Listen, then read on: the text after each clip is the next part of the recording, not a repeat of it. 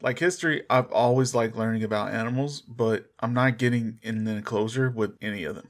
Zookeepers are brave people. One such person is Mary Jeanette Wilson. She was born in Baltimore in 1937, and in 1961, she got a job at what was then called the Baltimore Zoo, but is now called the Maryland Zoo. Arthur R. Watson, who was the head of the zoo at the time, said he hired her because of a love of animals and a willingness to work hard. It was that simple back then. She worked with mammals, quickly specializing in gorillas, big cats, and elephants.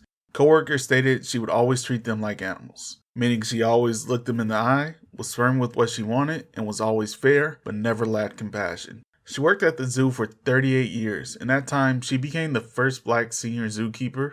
At the time, she was only one of a handful. Even today, the zoo still has honors named Mary and Wilson in her honor.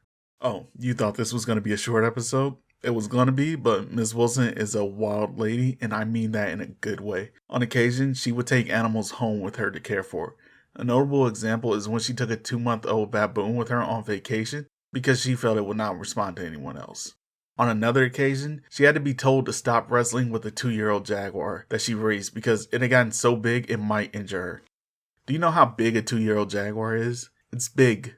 Sharon Wilson Jackson was the first Black woman to be a zookeeper in Omaha, Nebraska, and also happens to be Mary's daughter.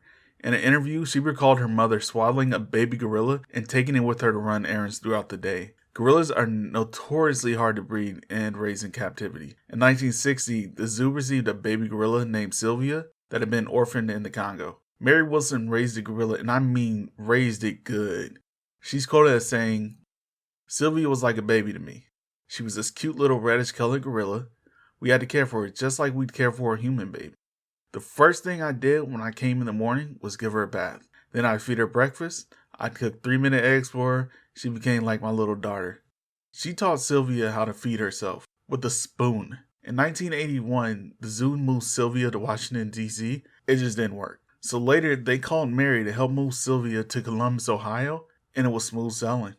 In Ohio, despite never having been a mother, Sylvia quickly became a surrogate mother to a baby gorilla rejected by its mother, mimicking the way Sylvia had been raised by Mary. We've all been to the zoo, and none of us have ever thought about how we might be witnessing history there. Just goes to show history is all around us.